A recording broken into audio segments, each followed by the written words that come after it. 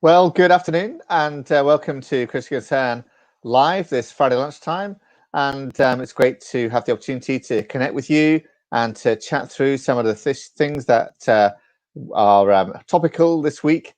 If you're watching on Facebook or on YouTube, do put in comments or questions. We try and respond to questions and comments live on the stream. So we'll be looking at what you're saying and responding to that over time. And do like us and follow us as well.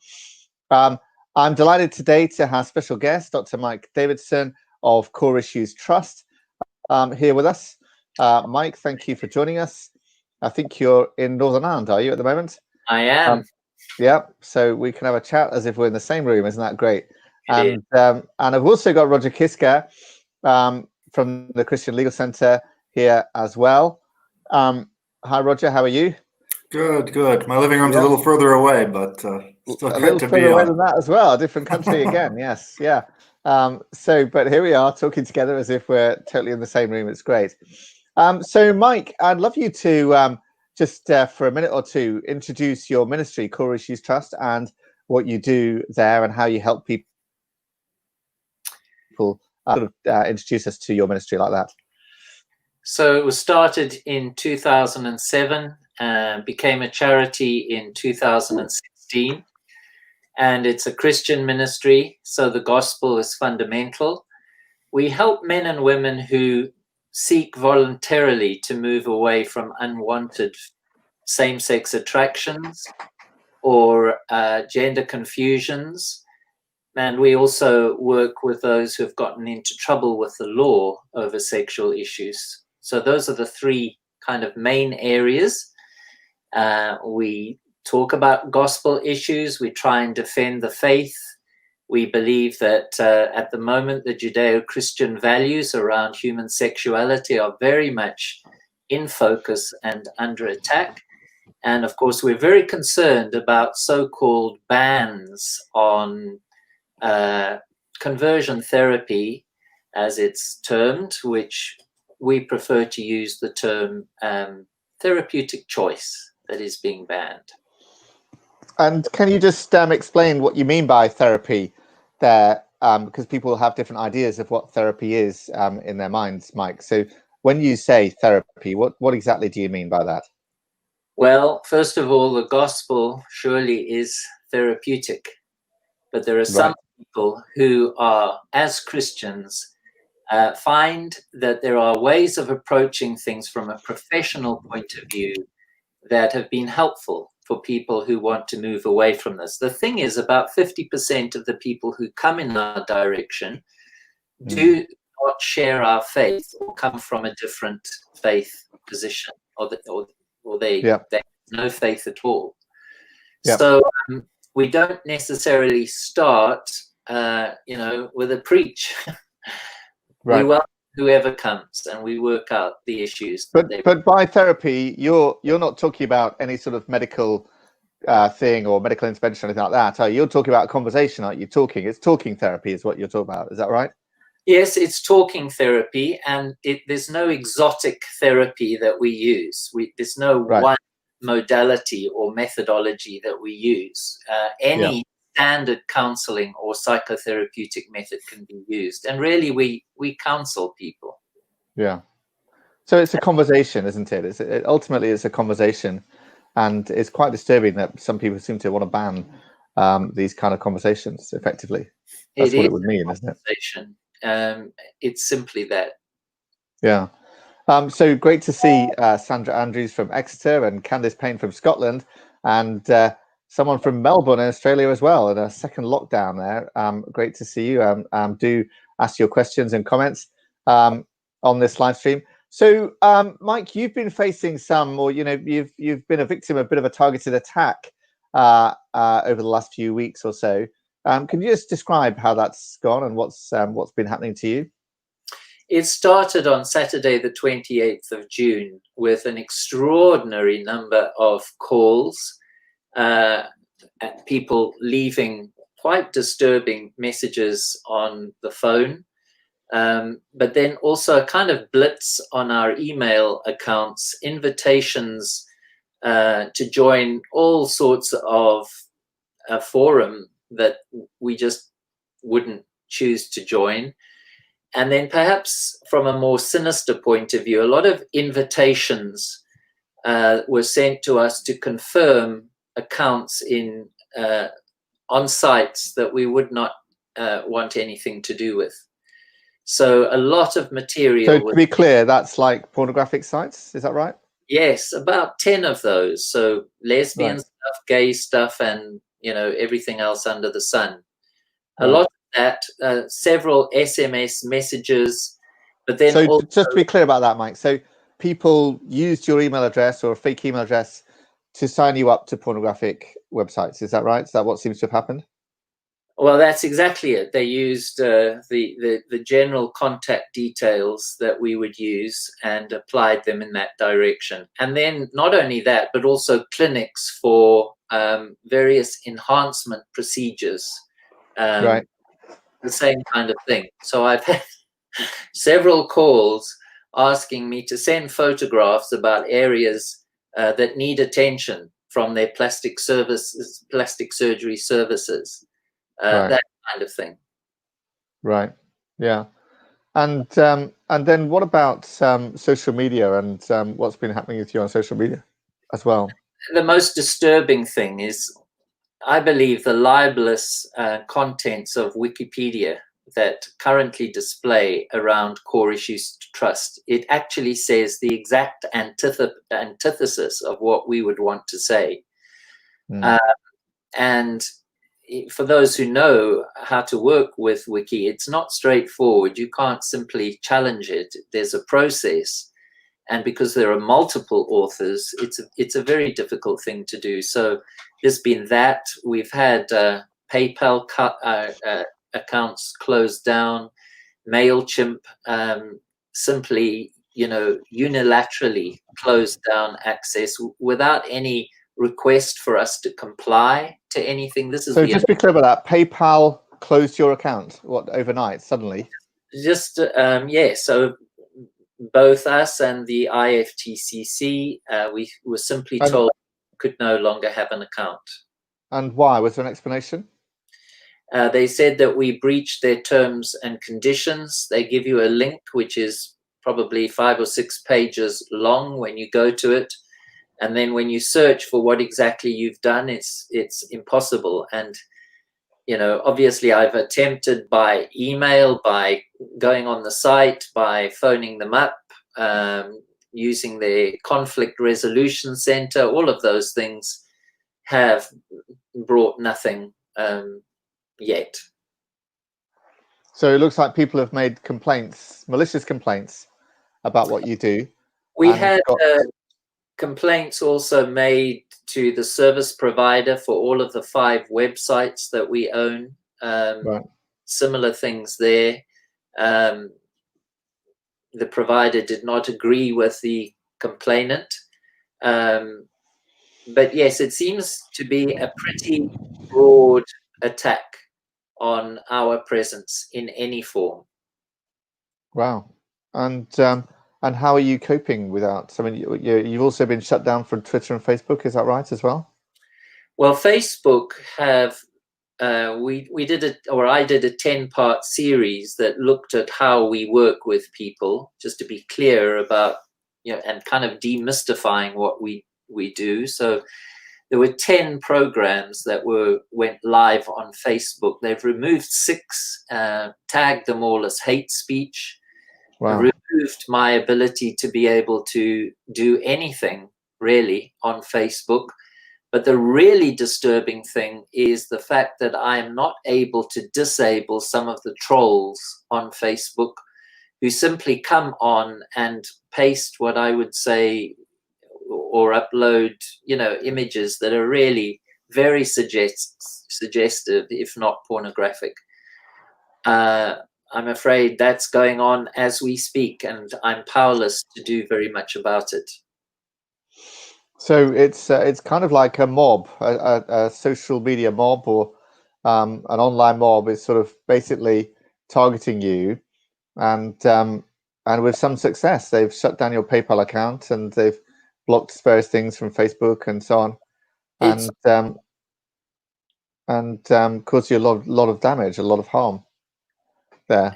Sorry to interrupt. Yes, it's more than a mob. It's a coordinated attempt to, what is the word? I would say harass. So you will find all sorts of posts on personal social media accounts encouraging people, as part of Pride Month, I think, to negatively report on what we do. So there's no critique, there's no engagement. It's just get over there and review this badly. Yeah. Maybe I'll bring Roger in at this point. If Roger's there, looks like he's coming in. Great, Roger. So, Roger, what's your perspective on this and what's been happening with Mike Davidson and Core Issues Trust, and where does he stand in the law in terms of how people are harassing him? Well, I think, first of all, the lack of reciprocity here is very disturbing. The fact that the other side feels that they're untouchable. That if you criticize them, it's a form of hate speech, but they can, without any pangs of guilt, attack and try to ruin a man and his organization. And you said this is a mob. I think it's not only a virtual mob. It's reminiscent of medieval times when they came with pitchforks and torches in the middle of the night. It's almost always anonymous. It's cowardly. It's the lowest common denominator of social justice. And it really pays no attention to the fact that everyday people, they have to pay their mortgages. They want to live in peace with their family. We all want the same things. And these people desperately want to ruin you without even taking the time to find out substantively what you're all about. I think if any of them actually engaged with Mike about what he's doing and found out a little deeper than what they think he's doing, they would have a different impression. But it's a lot easier to try and shut a man down and censor him. And I think that is the problem with culture today, is rather than having dialogue, which could fix a lot of things, and having mutual respect, having the tolerance that we are so often preached to about having, we wouldn't have these issues. To me, it's honestly, there's a measure of intolerance here, isn't there? It's like shoot first and ask questions later. They don't want to talk about it. They actually want to shut down the conversation. That's actually what's happening here, isn't it? That rather than listening, they want to just shut it down. There's a comment here on YouTube from Stephen saying, I'm very unfamiliar with conversation. I think he means, conversion therapy, sorry, outside of what I've seen in mainstream media, and it's very negative. They don't even present the other side. Rather, you're simply not given an opportunity to speak. That's from Stephen on YouTube. Mike, you have been on mainstream media a bit, haven't you, to talk about this? Would you like to comment on the mainstream media perception of this whole thing? Well, thanks for those who put comments up and for your interest in this. I think conversion therapy, quite honestly, is a term that was invented by a gay activist and first used, I think, in 1993, a man by the name of Douglas Haldeman, who is a well-known activist within the American Psychological Association. But it is a term that we do not use. And I think this is the issue. We keep being told we do conversion therapy. We don't do conversion therapy. Conversion therapy conveys this idea of some kind of instantaneous, flip the switch thing, turning people gay to straight. That's not what we are doing. We are simply walking with people whose goal is to conform, actually, in most cases, to the gospel of Christ, or they are finding their experiences are not, consistent with their values. So the mainstream media, I would say, has a major responsibility for orchestrating this and for imposing terms such as conversion therapy. And the problem is that if we respond and agree to be a part of what is essentially a hostile kind of media presentation, we will find that there are like 3 or 4 against 1. So there'll be a person holding our point of view and at least 3 others who hold the opposite point of view. There's a great power differential in terms of who those people are, and the presenter very often is, in my view, of the same opinion. So it becomes extremely difficult to get a sound bite out that is balanced. Yeah, and where do you think this is going in terms of, there's the government have announced, haven't they, that they want to ban what they call conversion therapy, and what you're actually doing here is helping people who want to be helped. That's the bottom line, isn't it? So they're basically wanting to ban you from helping people who want to be helped. That's basically what it is, isn't it? Well, I'd say it's certainly that, but it's far more than that, because by stealth, this is yet another building block, I would say, in the legal scaffolding that eventually will challenge the freedom of the pulpit and the ability to talk about Genesis and to speak about Orthodox Christian ethical perspectives. Yeah, that's what's going on. It's just that this is a very convenient set of ideas that the left has grabbed hold of. I would say that the cultural Marxists find this a very useful tool and strategy, because most churches are going to say, well, we don't do conversion therapy. Not at all, of course.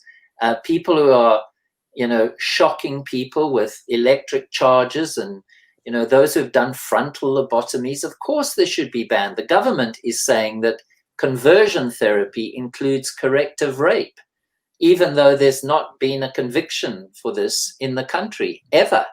So, and this rape's already a crime anyway as well. Of course, exactly. So here's the point. We are all against poor therapy or counseling activity. All of us believe the same thing, that if you're going to do counseling, whether it's in, pastoral counseling in the church or outside of the church, it has to conform to basic standards, and there needs to be good practice. So my question is, why are we banning something, number one, instead of regulating it? So some of you will know the International Federation for Therapeutic and Counseling Choice was established to do exactly that, to make sure that there are ethical, there's an ethical framework and there are guidelines in place for people who want to do this work. And yet, that's number one problem. Number two problem is the fact that we are not allowed to come to the table and share. There is a kind of ideological perspective that says only one point of view can be valued. So there's this viewpoint discrimination that is in place. I would have thought that coming together from different ideological points of view and submitting ideologies to scientific methods would be the way to go. And where we're wrong, well, we hold up our hands and we make mid-course corrections. But at the moment, the left is, is judge, jury, and executioner in all of this. Can you tell us some stories or evidence, or that this works and is making an impact and is helping people, Mike? Well, I have seen people go 180 degrees from arriving confused about a gay identity, and over a period of time, and it's usually a long period of time, going into viable relationships with the opposite sex, and they are satisfied and nourished. I would say that everybody's different, so outcomes are always different. There is no guarantee, and the goal is not simply, gay to straight. That's not what we're doing here. We are looking at the emotional issues underneath these feelings that are like symptoms of things that are unresolved. And we find if we deal with those symptoms or those underlying emotional issues, the symptoms begin to disappear. I've seen two people today, young people who have become confused over the fact that maybe something has been intrusive I won't say they were abused, but something happened in their lives. They were exposed to stuff, and then they become confused. So, we'll work with that. A young man left just half an hour ago who has been in the gay lifestyle for many years, but just wants to go in a different direction. I can't guarantee an outcome, but I can more or less guarantee that those who come in this direction will feel a lot more comfortable about what is going on in their lives, and they will be equipped to know, how to contextualize it and what to do with it. Because although they didn't choose the feelings, they have choices around the feelings that they experience. That's great. It's great ministry, Mike, and we love what you're doing, and we really want to support you, particularly at this time. Roger, do you want to comment further on these plans to ban conversion therapy and what it would mean? Sure. I mean, first, I think that, speaking from a secular and democratic position purely, there is a right, if you identify as gay, to live out your existence as a gay person. So that would suggest to me that if you didn't want to live out your life as a gay person, wouldn't that same law apply? It makes sense. In fact, the law defines sexual orientation precisely to say that. It is how you want to live out your life and your sexual preferences. So if you want to move away, it is protected. That's what the law says. Right. With regard to how this type of counseling has been defined, I think, have there been abuses in the past? Yes. Has there been a lack of pastoral, poor pastoral treatment in the past? Yes. But you can say that of every single form of therapy and counseling that's ever existed. Yet, for some reason, this type of therapy is defined only by those abuses and not representative of the reality of what's going on at all. So if we were to be fair and treat every counseling like that, we'd have to ban everything. So this is just really unfair. And I wish people really went beneath the surface of this and looked at what was really going on. Yeah. And what about praying for people? Do you do that, Mike? And would that be banned as well? Well, certainly if people want prayer, I would pray for them. Those who don't want prayer, I'd still pray for them before they come and when they leave. But yeah, this is the issue. If we look at what's happening in Germany, and in other world areas, there are very gray areas, and how these governments intend to police them is very concerning. It has a kind of dulling effect. It's a silencing effect. It operates on fears. And this is what we've seen because of the Memorandum of Understanding in the United Kingdom. If I had £1 for every person who said to me, I went to explain that, Mike. What is the Memorandum of Understanding? A Memorandum of Understanding, the latest was in 2015, is something that is signed up to by most of the mental health bodies in the UK, except the Royal College of Psychiatrists. And what it says is that conversion therapy, again, this imposed term, is an ethical offense, not only to do it, but even, changing somebody's so-called sexual orientation is the offense, but even the attempt to do it. So what this means is that professionals are actually terrified to go anywhere near this, which means that many of my clients just can't progress. They're just told that this is how you were born. You just need to accept it and get on with it. And society is to blame for this. But Roger, I wanted to just, if through you, Tim, if this is possible, the London bus case in 2014 had an intervention by the then Minister of Equality, I believe, Maria Miller. And the judgment talks about the fact that the Equality Act of 2010, in fact, does recognize that even though ex-gay is not a protected characteristic, it functions like one. And my understanding of that is that, this is a unique identity, and people need to respect it. And it would be illegal to discriminate against that characteristic or that particular identity. Is that accurate? That's 100% accurate. What the court says is how you choose to live your life, who you choose to love, your sexual preferences, that's your business. It's not the business of the government. If you want to move away from same-sex practices, that is a sexual orientation. So it is defined within the meaning of the Equality Act. So thanks to Christian Concern for that important outcome for the ex-gay movement. Yeah, it was a significant case, that one. I remember it, and it really made a difference. I think so just to remind people, they had these big posters, Stonewall posters. They're still going around actually saying some people are gay, get over it. And you wanted to put up an alternative poster saying that's not gay, ex-gay, post-gay, and proud of it or something. Or what we should have said, some people were gay. Right. Yeah. And so the buses refused to take that poster, and there was all sorts of controversy about how that decision was made. Boris Johnson was involved, but in the end, the court ruled that both slogans are offensive, and also this very significant point about ex-gay being equivalent to a protected characteristic. So that was a really significant legal victory that we got there some few years ago.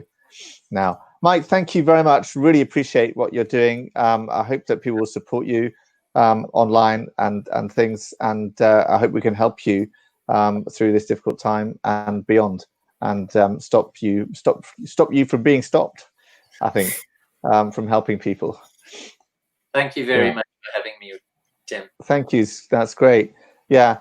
So moving on, Roger, there's been a big week this week for the whole abortion issue. There was the domestic abuse bill, which debated in Parliament on Monday night, and there was 2 amendments proposed by Dan Johnson to try and liberalise abortion. Can you just fill us in on what happened there?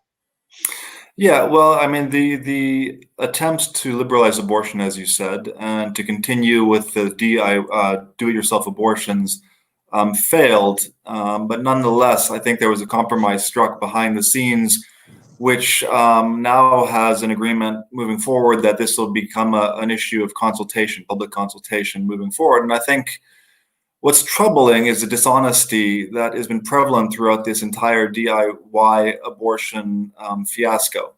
That first of all, they tweeted it out, a finished document that was signed by the Department for Health, only to the next day saying, there was an accident, it was an administrative error. They told Parliament, we don't have any plans. Once Parliament went into recess, they put it into place saying because of coronavirus. That got held up in a judicial review because of coronavirus, but that was never the plan. The plan was always to mainstream this and keep it going after Corona. And despite all of their objections to the contrary, that is exactly what they've done. So the dishonesty here is palpable. And so it's the one amendment was ruled out of scope of the bill, which is the more draconian amendment. The other amendment was in the end withdrawn because so many MPs spoke against it as not being appropriate for this bill as well, and so on. But the government has actually changed the rules, haven't they? The thing about this is they introduced these DIY home abortions where you can just phone up and get abortion pills as a temporary emergency measure for coronavirus. That measure is still in action now, in spite of the fact that clinics are open, and as are all other shops and clinics have been open all the way through. And then the government said, well, we'll do a consultation on it and we'll keep these available, these DIY home abortions, until the consultation. So in other words, they've extended it well beyond what was a temporary measure to what could be many, many months until the consultation is completed. But meanwhile, there's a mystery shopper exercise. Do you want to tell us about that, Roger?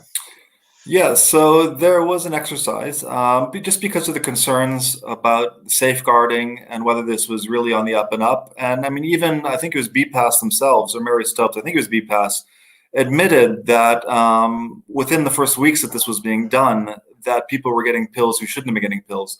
So this investigation, and I think we have the link to the newspaper article that was released on it, was really showing that there are no safeguards in place for this. That this is incredibly dangerous to women, and that you can have children who are well beyond the gestation rate that's suggested for these pills, dying as a result of this horrible procedure. So despite that, literally, I think the day after this was the headline, they nonetheless introduced the public consultation, which is just shocking. So people have phoned up these abortion providers, provided fake names, fake identities, no NHS identity, and a fake gestational age. They're not pregnant anyway, even, and just provided an address. And the pills turn up at this address with no real checks and balances at all. So various scenarios really to look at all of the flaws. So it was, for example, one dealt with an abusive partner, one dealt with an underage girl, one dealt with gestation rate age. So lots of scenarios, and they failed. This is not safe. So, and we've got a judicial review, haven't we, on the government's decision to allow these telemedicine DIY abortions, which has exposed that the government was misled about the purpose of the clinical visits, wasn't it, Roger? Do you want to talk about that? Yeah, and I think in the initial judicial review, the introduction of these types of abortions was upheld because the court felt that it was legitimate that this was being done because of Corona and that they were relying on good evidence. Even though we provided excellent evidence to the contrary, saying that there were important safeguards missing here and things that would normally be done within a clinic before these pills were administered, they can't stand up on that anymore. So this will be a different case indeed, with all of this coming out. So, so just to be clear, that the case is been granted ability to go to the Court of Appeal, hasn't it? And it'll be heard in the Court of Appeal towards the end of this month. It has on two grounds, important grounds, saying that this was an overly expansive use of the provisions in the Abortion Act. So basically, an ultra virus intervention into the act. Yeah, and the point is that the government was misled. They actually said to the government, the only purpose for a clinical visit is to ingest the pills, which is just not true. There's a clinical visit for a clinical reason, and they do ultrasound scans, for example, to check the gestational age and so on of the woman. And so, the government was misled as well in terms of the whole purpose of the clinical visit there, as if it didn't matter, was not worth anything. So you have to ask yourself. I mean, if the mantra of the abortion industry is that we want safe abortions for women, then what is going on if they're making them far less safe and taking away key safeguards? Yeah.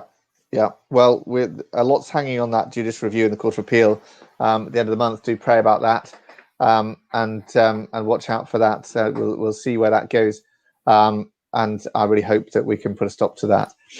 So, and another thing that's come out this week, I think, is a judgment in the case of a Christian adoption agency, Cornerstone Adoption Agency. This is a case run by the Christian Institute, actually, and they've had a successful outcome here against Ofsted. Roger, do you want to fill us in on that one?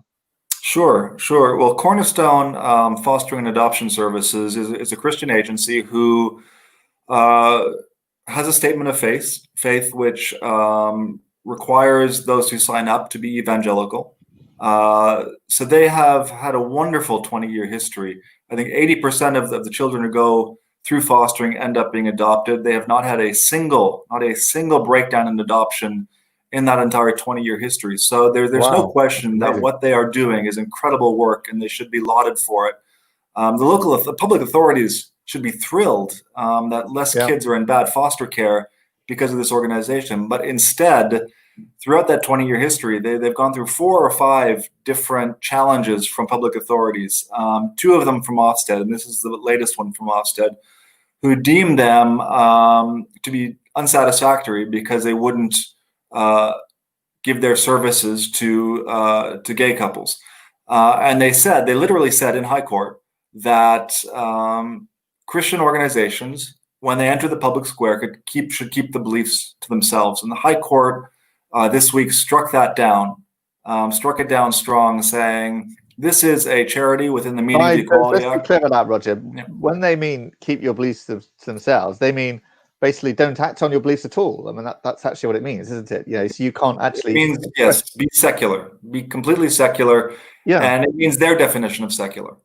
Yeah. Because the truth is, as Christians, we all, whether you're Christian or not, we all enjoy the same rights in the public square, and we should all have a voice and an ability to live out who we are in the public square. That's what the law says. Ofsted just doesn't seem to get that.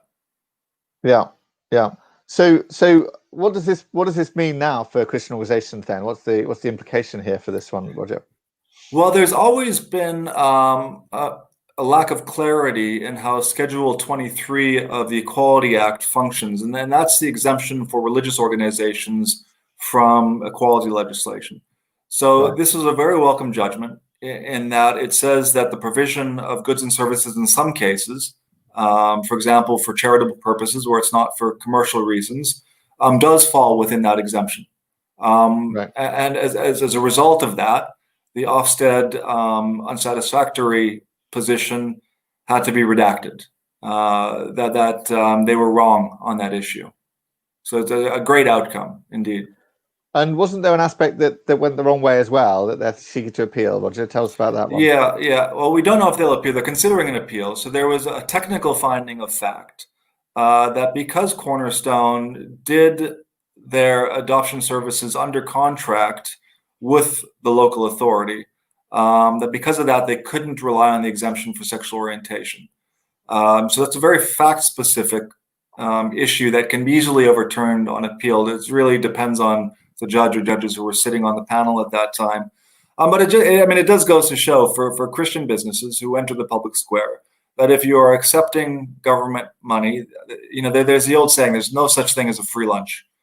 That the government will try to make you play by its rules. And I think that's just one of the unfortunate realities that came out of this case. But again, it's an appealable issue, and I do hope they do appeal.